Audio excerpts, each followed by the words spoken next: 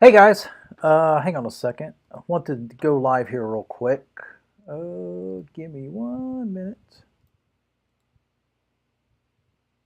Just making sure.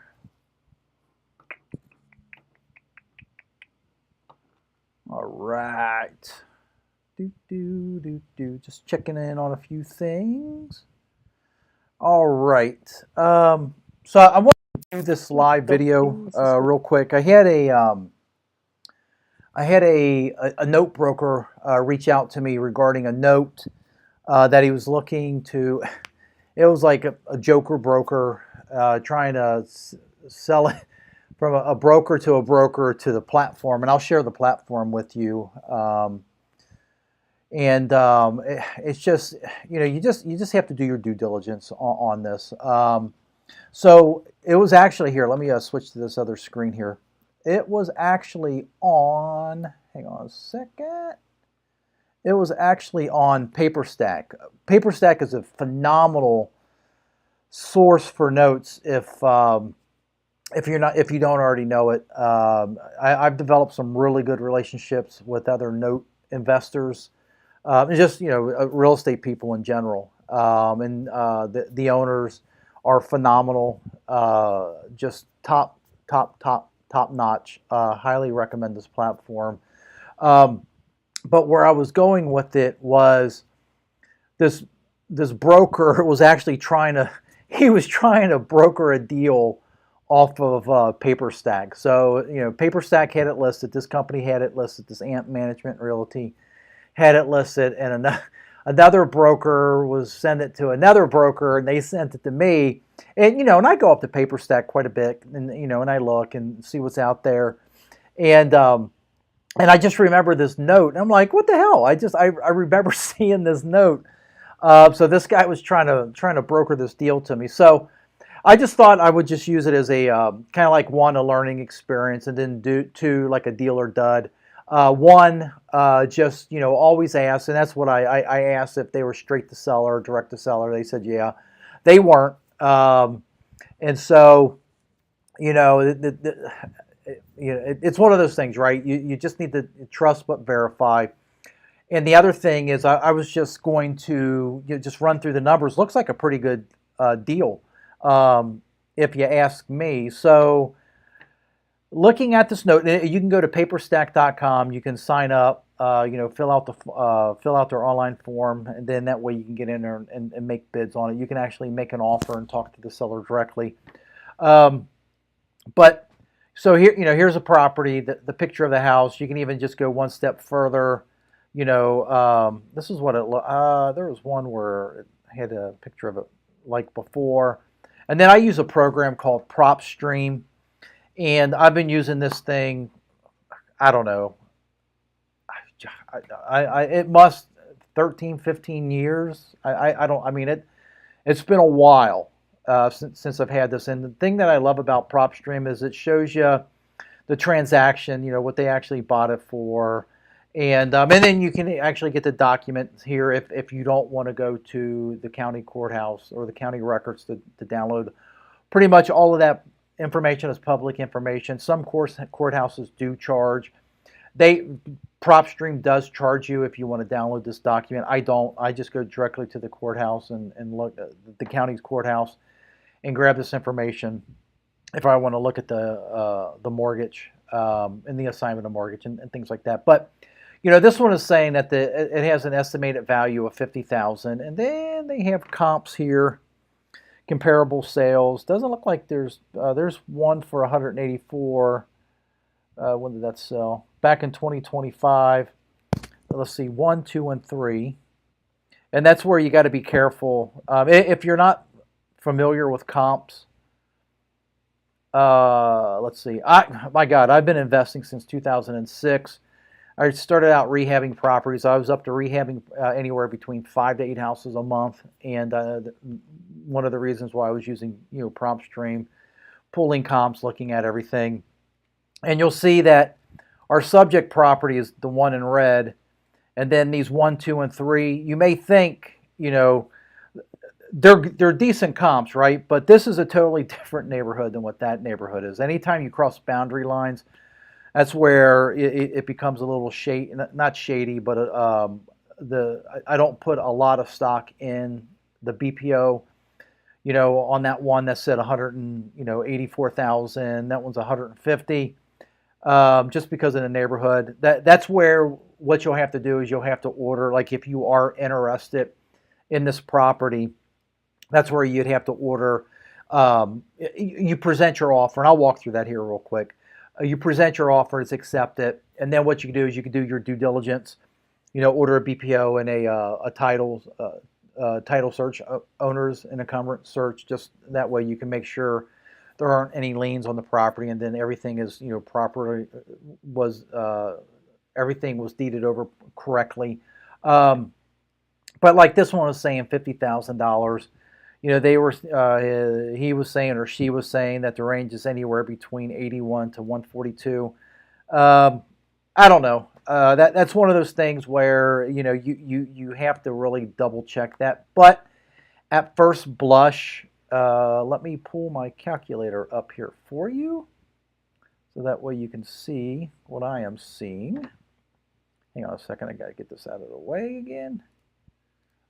I don't have my monitor here with me, so I'm trying to jockey between the screens. So, it has an unpaid principal balance of $71,000. Oh, wait a minute. Let me back up. This was originated by a mortgage loan originator, which is really good. I do like that because it is vetted that they've qualified this person for this house, so they jumped through a lot of hoops. I know a lot of people have problems with the, like the Dodd-Frank and the Consumer Financial Protection Bureau.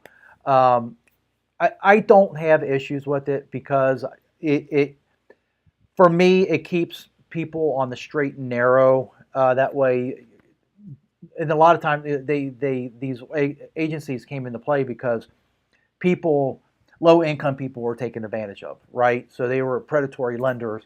And my thing is, I just want to always make sure the person goes into these mortgage notes eyes wide open.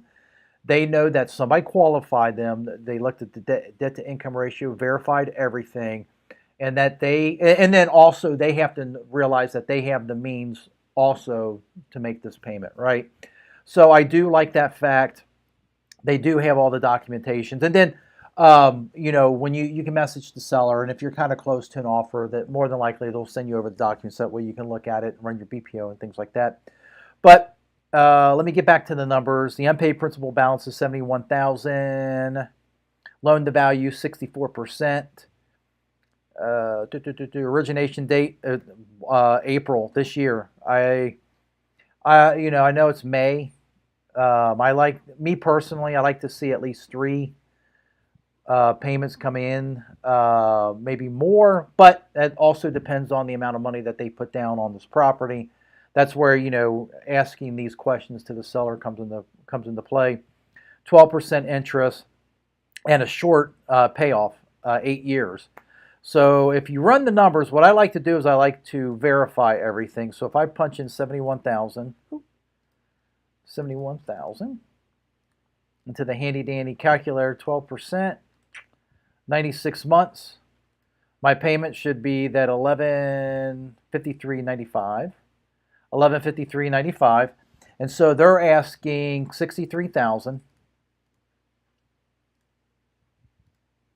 So your gross yield is 15.64%, but you have to also factor in servicing fees. Now, I don't know if the servicing fees are included. I'm assuming they're not. I'm assuming that they're coming off the top here. So this 1153.95 minus $35. Your net ROI, net yield, is 14.68%. Still not bad, right? So, and a lot of people get punch drunk on yield. I like to, a really good performing note for me is at least 2 years paying, and at least like a 60% or lower investment value. So, if you invested $63,000, and if you think the property is truly worth $81,000, so 63, divide that by 81. you're looking at a 78% investment to value. Um, to me, that's a little high. Uh, but I know a lot of investors that, like I said, they get drunk on the yield there, the 14.68, and they're not figuring in, well, what happens if something were to go wrong? Would I be able to recoup my money? Roughly about 80% loan to value on this. So, you know, it's one of those things. I just wanted to show you that for me, this would be a deal that I would at least talk about. Oh, and then before, one other thing is, I wouldn't offer 63,000. I would also have like attorney fees and BPOs and titles, and then Paper Stack. They charge and I don't know what it is. I haven't used it yet. But they charge a percentage. So just say if they charge $1,000, I know it's a percentage, and I just don't know what that percentage is. But if you figure in $500 to have an attorney record everything and look it over, if this is your first note, please, by all means, talk to an attorney and have him or her look over the documents for you. Save you a lot of time and a lot of effort. So, like I was saying, $500 for attorney, $250 for BPO titles, and then not minus. Hang on a second. Plus $250. Say then just say it's going to cost you $1,000 or so. It may be lower. That's where you have to reach out to Rick and Brett to see if what the percentage is, and I think they may even have that on their website. But just say it's going to cost you $1,700. There's a couple different ways that you can do this. You can roll this into the loan. What I typically like to do is I like to take the $63,000 minus the $1,700. I think it was $1,700, right? So my offer would be $61,300 because, I mean, I've seen, I haven't had this personally, but I've seen where people bought a note and then 2 months later it was paid off. So, they actually got their money back, but they wound up losing, a little time value of money, right? So at worst case scenario, if they paid this off 2-3 months down the road, I'll be able to at least get my investment back, and then also the $1,700 that I invested. Or I've seen people do 63,000 plus the 1,700. You just add that into the overall cost of the loan, right? And you just roll that over, and so your net yield will be 13.83%. So I don't know. I mean, yeah, I think this would be worth further investigations. At least having a conversation with the individual. Hang on a second. Let me turn this screen off and go back to this one. So I think it would be at least a conversation to be had with them. See if they would take something a little bit lower. They may be locked in at the 63,000, and even at the 63,000, that's not a bad deal. Me personally, I'd like to see at least a little bit more investment to value or lower investment to value. That way, if things did go wrong, I have enough cushion. But and also I may be persuaded too, depending on the amount of money that they put down on the property. I mean, if they've only put down, $5,000, to me, the 13% wouldn't be worth it for me. But if they put down, 15, 20%, 100%. They have a little bit of skin in the game, and they're, I was getting ready to say, for chances of them walking away, I've had people, when I was doing these notes and also lease optioning them, I've had people walk away from a lot more, and it always blows my mind. But like I said, that's why I like to have that investment to value a little bit lower. But it's not a bad deal, and it would be at least opening that conversation with that person. Hope that helps, and if you have